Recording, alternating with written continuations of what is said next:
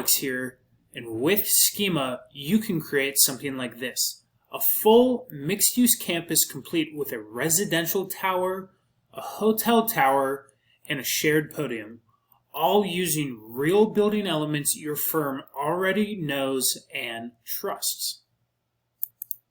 Instead of starting from scratch, you're reusing your Revit groups, families, and assemblies as smart, flexible building blocks. You can edit them, even morph them without breaking your design. It starts with creating your own design catalog. Schema gives you a whole new way to store, reuse, and adapt your design logic.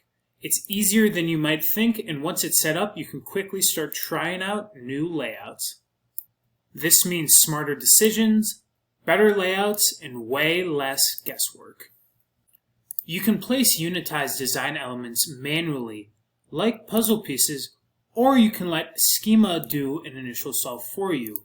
And you can combine both puzzle piecing and an auto layout together to create a design. However you approach it, you're in full control.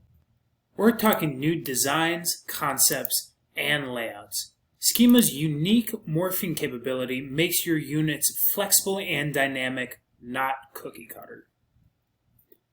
And when you're ready, just push a button to send your design straight to Revit.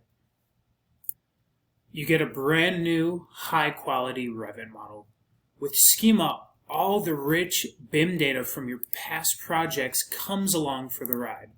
That's BIM in minutes, with the details you can trust.